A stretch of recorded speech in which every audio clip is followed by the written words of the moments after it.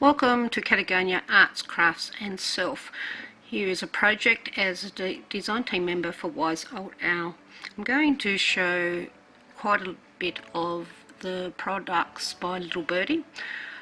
I have here their decoupage paper and I'm considering whether to use it or not. Plus I also have some papers that Rachel Ann from Wise Old Owl sent me, so I'm deciding exactly what to do. So I've decided to use a brand new A4 canvas and I'm going to do a mixed media piece using some of these papers as well as some Little Birdie products, some that has been provided to me by Wise Old Owl and others that I've purchased myself.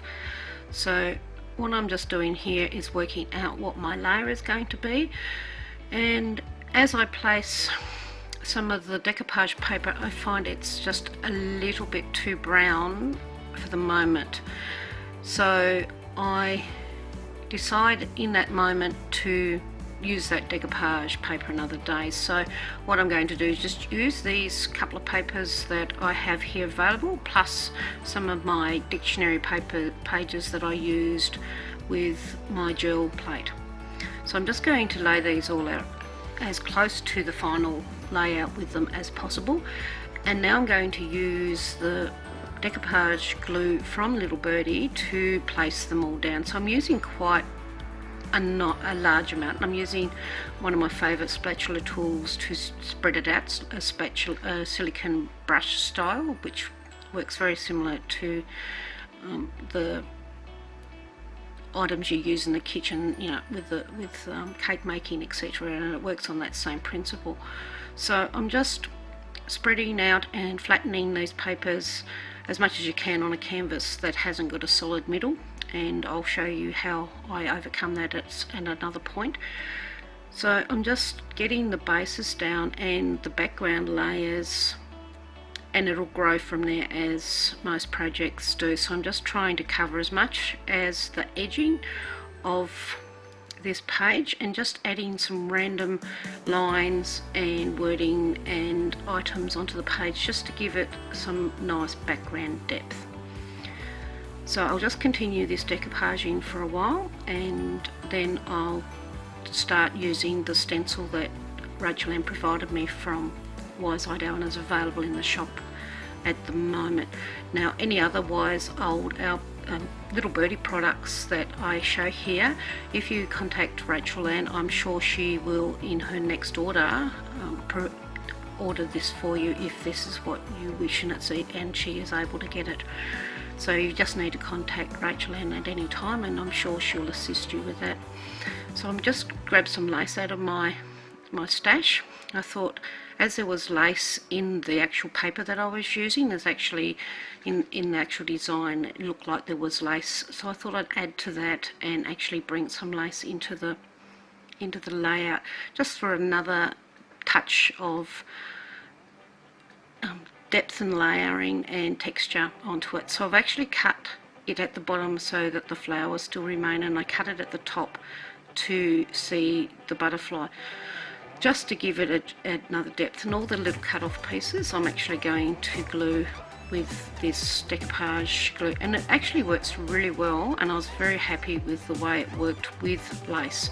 It still retained the texture that you are after with lace, but it held it all the way down and was very pleasing. So I'm just finishing up with another little piece of lace just to give it a bit more balance, and I will pack the decoupage glue up for now. So Little Birdie Deco Magic, and it works really well, and it's a matte finish when dry, which is really great. So I dried that off, and now I'm going to get the Little Birdie crackle paste that I also have used in previous projects, and I'm giving that a stir with another silicone. This one is actually one that you would use in the kitchen, just to add the texture. Now I picked the wrong palette kind of knife to place it on, so I've actually got some bleed through on the crackle paste, but as it's crackle paste and it's actually a background layer, I wasn't overly worried about it. But if you'd like to use the stencil without so much bleed, use one of the harder, the stiffer palette knives, and you won't get as much bleed on your project. And Rachel sells those particular spatulas also in her shop. So I'll just add a little bit of the actual crackle paste as like a gesso, and just mixed in a few and blended a little bit in. And I'll also add some to the sides as well to merge the page in. And the bonus with doing it on the sides was I was able to take some of the paste that was still on the stencil and use that to actually add those textures to my layout, which was really helpful. So another thing about your stencils, when you finish with them, please wash them with cold water when you're using bottle paste. And as you see, you can see the lovely actual crackle in those items, and I actually think it worked better over the top of the decoupage glue. So now I'm grabbing some little birdie paints. Now these are ones that I've also used in previous, and I love the colour mix, and it goes with what was actually on the paper that I chose to use in the background. So I'm adding these each to some old Diane cans from cat food and adding water to them as well. So I'm just now grabbing my charcoal pencil, which Rachel also has available on her shop, and just doing a bit of blending with a bit of black through some of the actual papers to define the edging just a little bit, and just giving it some depth there. And it's just a random action, but it just, I find, adds to it. So I'll just randomly now add the watered down acrylic paint. Now this is a chalk finish, but it works beautifully in this fashion as well as like in a standard acrylic paint. So I'm also going to grab a spray bottle that works. This one was a blocked one, so I'll grab that, and I'm just going to spray the whole surface with the water just to get this colouring, to get the flow that I was after. Now the reason I don't have that good a flow on the page is because it is only over the top of the decoupage glue, and I hadn't put any gesso on it. If I gessoed the page before I'd done this, I would have got a little bit more flow, and I'll actually correct that for another layer later on. So I'm just adding all three of the colours randomly over, getting some bleed going, and getting a base coat of the colours that I was after for this project, and it'll just give a background depth to it as I'm layering on this particular page. So the purple really now will bring out some of the colours that are in the background, and I'm trying to highlight where the purple was on the paper to try to bring them back out, and trying also to dull back some of the dictionary paper as the black ink was very stark in the background. So watering all that down, then I will just dab a bit off here and there because I wanted the centre to be a little bit whiter than the outside. So I'll dry that off and I will come back. So I've dried this off. Now I'm actually going to get the clear gesso that I have, and I'm covering the whole canvas with the clear gesso. I just realised my error when I placed the background, but it still isn't going to be a problem. It's still diffused, and it actually has soaked in a little on some of the crackle paste areas, so that's a bonus. So I'm just going to do the whole canvas, the sides as well as the front, and as you can see by the date, this is actually the next day after I dried all the actual modelling paste overnight, so I gave it a hard coat. So once this is dry, or before I did actually dry it off, I actually just put a little bit of white acrylic mixed in with the clear gesso, so that I could dull back a little bit, a few of the areas that I wanted push back a little bit. So I'll dry this off and I'll be right back. So now that is all dry, I'm going to grab my cleaned off stencil, and I am going to get a sponge. Well, actually I grabbed the blending tool from Ranger, and I'm adding some black through the stencil from Little Birdie that Rachel provided me for this project. So this will bring out some of the items that weren't as clear. It isn't as clear with the modelling paste, but it'll just bring it forward a little bit as it's black. So I'm just grabbing a few of the items, and I've actually even used it a little bit with the actual blending tool where it's actually running out of ink, just to give it a bit of depth but without the real starkness of the black. So don't forget, when you're using archival inks, before you go to your next step, please heat sink it in so that it actually doesn't bleed. So now I'm going to grab my gel plate and the brayer, and I'm actually going to add some white to the surface, which will push back that black a little bit. And I'm just looking for a board or some sort to place under the canvas so the center doesn't bounce while I'm using the brayer here. So that gives me the means to add a little bit extra white in the middle of this layout, which is what I was after. So I'm just using the brayer backwards and forwards, adding it to the edges and adding it quite a bit to the center to just add one, a little bit extra texture, and two, to push back some of those colors so I can go to the next stage. And here I'm just removing some hairs that always seem to get on you, no matter what. When you work with animals and you have long hair, it gets on everywhere. So now I'm just going to add some more of the watered down acrylic paint that I have here. And I didn't worry, as you see, to dry the acrylic white, as if it bleeds in amongst it, it'll just add a little bit more texture. So see how well it bleeds now compared to what it did with just the gel. I'm sorry, but when I take it out, I'm really getting up some bleed going on quite nicely here. So it really does bleed, and it just shows you the difference with your background medium. If you're using gel, you won't get a flow like this, whereas if you're using a gesso, you will, as it seems to seal the page a lot better and move forward. Gel works beautifully, or the decoupage paste works beautifully when you're not using watered down acrylics, but when you're using it similarly to a watercolor, you really need the gesso to grab. So where the canvas was naked as such, hadn't had anything on, it was fine, would have been fine to work on directly. So now you can see some of the colour mix that's coming up, and I'm just grabbing a baby wipe and taking off a bit of the colour where I see that it's a little bit too heavy, or there's a water pool of some sort. So I'm just going to dry this off and I'll be right back. So now the project's dry, I decided it needed something darker to go, and I really didn't have a decent navy blue. So what I'm actually ended up creating was grabbing two of the acrylic paints that Rachel gifted me.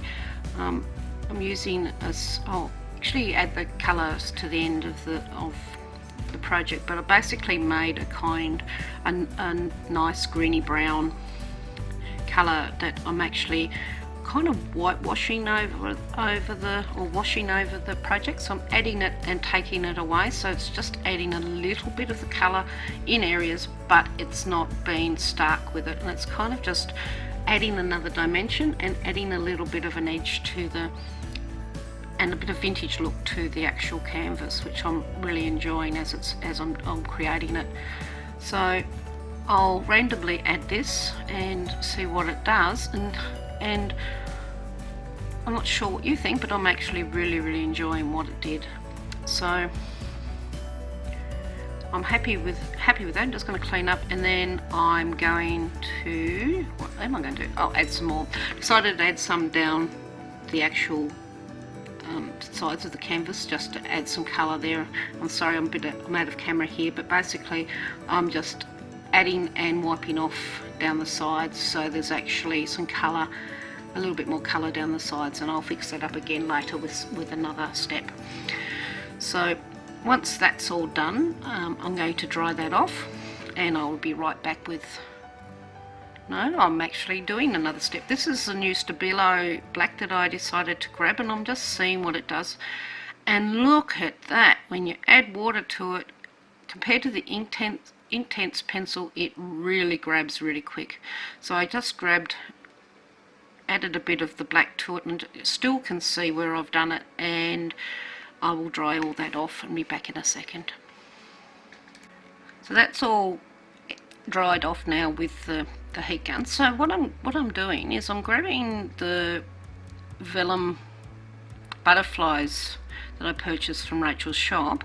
Absolutely love these, but what I wanted to do, I wanted them to be actually harder, and I wanted them not to be as translucent as they are if you put them directly on the page, but I also wanted that means to not have to stick it straight to the page. So what I'm doing is I'm going to grab these particular 5, and I'm going to stick them to some cardstock for card making, and I'm going to fussy cut them out. Yes, it's something that I'm not a big fan of, and you can ask my mother and sister on this one. Really dislike fussy cutting, but sometimes it's a means to an end. So I'll stick these all here, and then I'm going to use my Fisker scissors, and I will cut them out. So this is the Fisker scissors are really great when you have any arthritis or discomfort in your hand, as you don't have to put your fingers inside those loops. It's actually a spring action like it is for garden shears, and it's so much easier to do fussy cutting for people that have problems with their hands. In fact, I think it'd be just easier to do fussy cutting even if you didn't have issues with your hand. And they're really sharp, and they really cut well, as you can see here. So I'm going to fast forward my fussy cutting, and I'll be right back.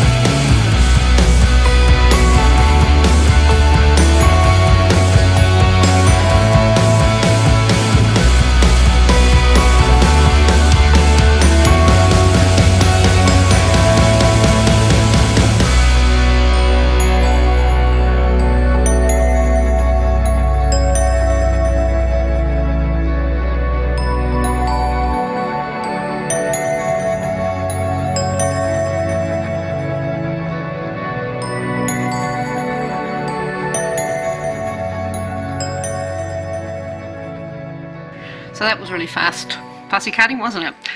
Especially sped up to 10. This bit of the film is sped up 4 times.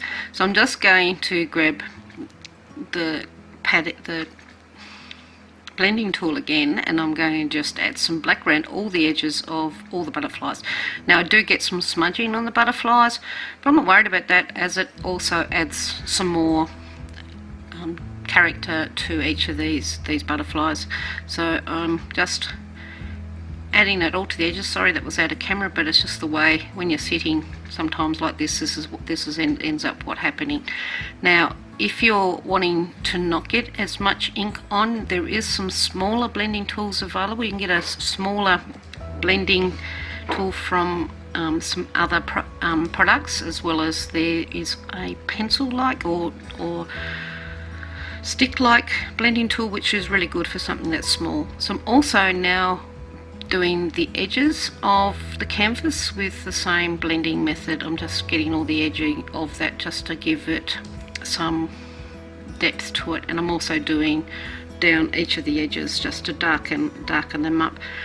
I found I didn't need to do much more with it. It kind of merged quite well once it was placed to view. So that's just giving it a frame, and I'm really happy with that. And it always looks darker when you first do it, and don't forget that, it really does. So just hid my butterflies under the canvas, and now I'm grabbing some whiteout, Tipp-Ex, correction fluid, whatever you wish to call it, and I'm adding splashes all over the canvas to bring some more white into the final project. So that is great, and it actually dries quite well, and you don't, like with a lot of the Posca pens etc, they do great, but you have to do a couple of layers to get the effect you're after, whereas the Tipex, it sets really quick and you have white dots that are set. So this Unforgettable Moments is also one of the items, is the item that Rachel provided for my design team project, as well as these little glass capuchons. I think that's how she told me to pronounce them. Anyway, those little glass things I will stick with.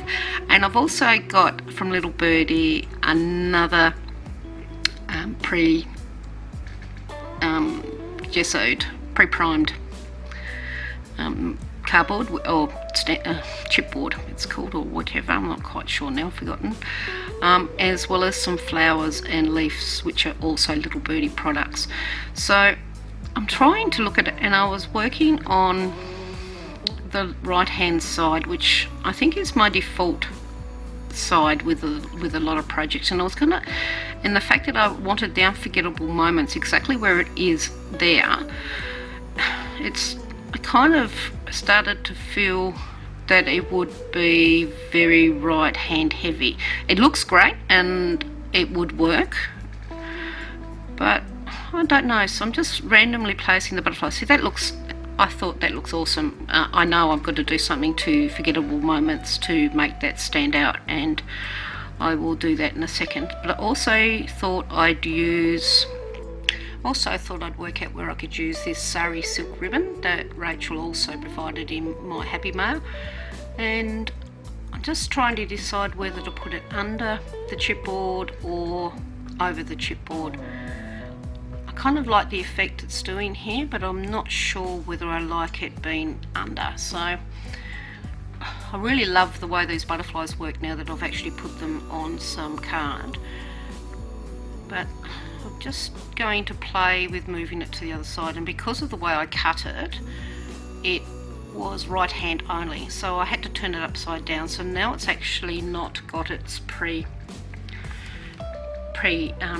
on it, so it's a case of it will need either gessoing to use or the method I'm currently going to be using in a second. So I think that balance works out better, where it's from the left hand side up to the right hand corner, than it was having it all right hand heavy. So here I'll get my Versamark embossing ink, and I am going to emboss the Unforgettable Moments black. As you can see, it didn't quite, for the first one, didn't cover the whole wording, so I will actually redo that again. So I heat sink that, and heat sink's probably not quite the right word, that's a computer term, Diane. I'll use the heat gun on that and melt the embossing. So then once it was dry, I re-stamped it with the actual ink and gave it a second coat. Now this actually made it a lot thicker, and I actually really liked the effect. It was actually quite very 3D orientated, and it was a really great effect. So if you want that extra oomph, it's easy to do that by actually adding a second layer of your embossing. So I also decided to emboss the actual honeycomb with the same method, but not as thick as the other, and it actually stuck better anyway on this surface than it did to the front of Unforgettable Moments. And I wasn't as worried about this not having full coverage, as it was actually something I was going to use in the background anyway. So I heat gun that, melt all the embossing powder on that. So, but when I placed Unforgettable Moments on the actual board, it actually hadn't quite set, so there was actually a lump in one and a dimple in another where it actually sat on each other. So if that happens, or you do that, you can actually remelt the embossing powder and it will go back to its original flow. It levels itself out. So now I'm going to use the quick dry glue, also from Rachel's shop. She very kindly gave me a sample to try, and I really love this product from Hella, sorry, and I'm going to use it to glue down all my embellishments. I'm still trying to decide how I want to use this sari silk. It's very fiddly to do something of that. It works when you get it right, but the working towards it often can be a bit frustrating.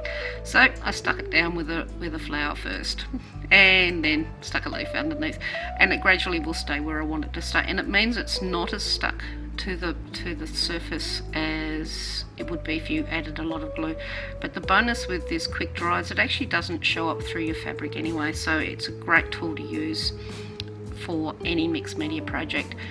And once you learn how to use the glue, which finally I did, I finally learnt what it did, and thankfully I'm able to use that. Didn't happen in this stage, but it did happen by the time I added all the cabochons. Got the word right, yes. So I'll just finish up my layout here, and I'm really loving the way it is looking. I hope you're enjoying it so far. So it is fiddly actually gluing on the cabochons, but it's so worth it. They're not totally visible, but you can just see it's like a little water drop on a flower. That's how I relate it to, and it just adds a little bit more dimension, I think, to the page. And I'll actually show you my method of actually bringing it forward a little bit more and actually making them a little bit more obvious in the layout that I finish up with here. So love these butterflies. I know I cut off the antlers, but they're easy to fix antlers. That's not the right word, Diane. Antennas. So everything's in place. I'm really happy with it, and you can get some movement in the butterflies. It's really cool. I'm just trying to get a little bit of the glue that ended up going in behind the actual chipboard there, and I decided to add some leaf at the top just to help balance with that flower there. So I also added a couple of extra cabochons to the base. It just needed a bit more balance with that. So it sticks really quickly, and it doesn't, from what I've heard on the actual site, because I actually did a little bit of research on this particular glue product, it doesn't fully set for 24 hours. So just remember that. But it is set as in it's stuck within about 10 to 15 minutes. So using, this is a gel pen, but it's actually a glitter gel pen. I ordered it by mistake thinking it was a white one. And here's one of the white gel pens that I've got, and I love this product. I still love my Posca pens, don't get me wrong. They're for, you use different tools for different things. You get a finer guaranteed line with this particular gel pen, and with it I was able to go round, and I'm actually highlighting with a white around the black everywhere, and I've even done it around the honeycomb. I've actually done edged all around using this white gel pen, and it actually is awesome, absolutely awesome. And then I decided to go round the cabochons. I did one, and then I had a look and I went, no, it needs a bit rougher. It doesn't need the uniformity of correct circles, it needs a looser format. So that's what I did, and I ended up doing that also around the lettering. And as watching this back, I can see that it's actually very helpful to what I was trying to achieve with this product. So now I'm going to grab my black pen, and I'm adding the antennas to the butterflies. And I was looking at how to add some shading to it. Now this is a final picture of the final product on the night I went to bed with it. And next the project, and I decided I wanted a photo, so I went right through all my photos and actually found one of Rachel Ann when she was only young, with my son, my young eldest son David, and she has a rabbit on her lap. And so I'm going to round off the corners here just to make it blend better, as there is roundness on the page. So now I'm deciding, so I knew when I looked at the final product, yes, it could be done as a final canvas prior, but I felt it called for a photo, and that's why I chose this photo. It had the purple in the jumper on David's item, and it just fits to me. That's without, and when I place it here, it just works. And I'm really considering just putting it over the top of those butterflies, or half a butterfly, and just showing half of them from beside the actual photo. So I've got some 3D foam, and I did try to take it off with the window, but it was just going to tear as it had fully set, as it was overnight that I'd made this decision. So I had to go with what was there. I could have cut them in half, but I think I wouldn't have been able to get the cut correctly. It would have actually not sat well, to not get that correct, and having the glue still there set. So I take it off, I made the decision, and I just placed it, and the wings are sitting there off to the side, and I like it. I'm happy with that. So now I'm going to sit down and I'm going to do some final touches, because I had to take one of the capuchons off as it would have been in the way, so I didn't want to waste it, so I moved it and put it into a new location. And now I'm going to grab that white gel pen, and I'm going to put an edge around the photo. Now don't worry, I have a digital copy of this photo, so it's never going to be lost. And now I'm going to do the edging also with my black archival. Then I decided, let's go full journal, and I'll put an edge with the white gel pen right around the edge, and I loved it. And I'd forgotten to put some antennas down from a butterfly sitting on the actual flowers. So now I was looking at it, and the way I was actually getting nice shading with my lighting. So what I've done is I'm using the Stabilo black pen, and it's aqua used until it dries. Once it's dry, it's actually permanent. But when you add water first up, before it actually fully dries, it activates.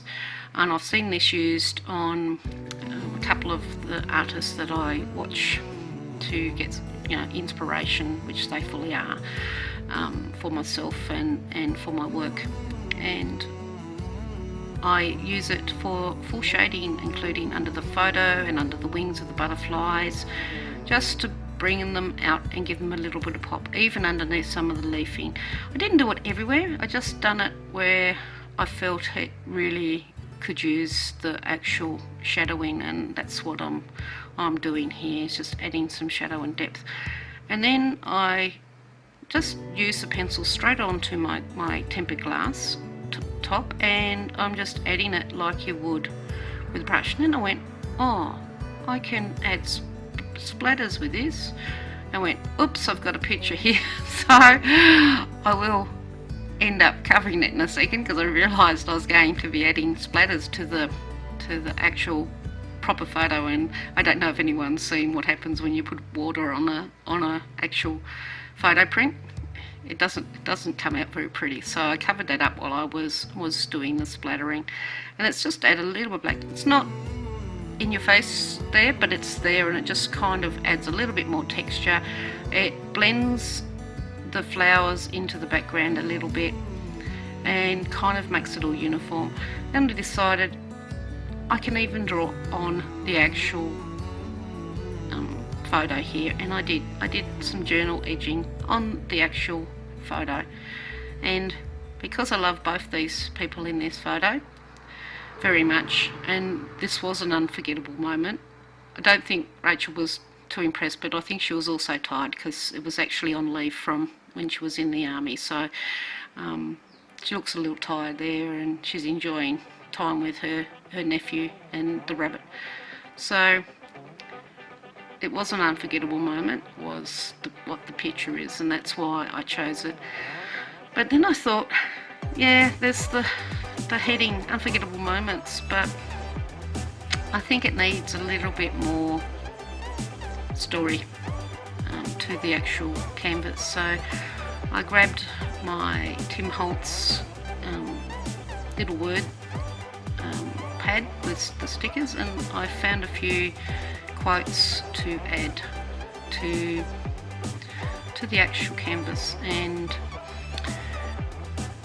I wasn't actually tickling David there was a couple of bits of black spots, so I actually found 5 little quotes that I liked, again using that negative balance on the actual page, and I've decided on those 5, and I'm going to stick them down with the 420 quick dry, and this is where I finally learned how to use it. Thanks, Rach. And it works so well.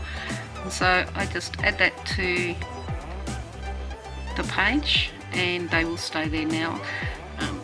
The actual sticker for the actual these particular stickers is great on straight on paper, but if you've got any dampness in behind or any texture, it doesn't stay. So that's why I use the glue on those items on this sort of work. So now I'll add the date, and I actually added it 3 times just to remind me when I actually done it. No, it's just a little bit of play. And instead of signing it down the bottom, I actually added signed cuppa just underneath the lip of the photo, so it wasn't so obvious. And I gave some journaling around the edging of the lettering so you can see. So this is my final canvas as a design team member for Wise Old Owl. I hope it is to your liking, Rachel Ann, and I love you very much, and thank you for this opportunity.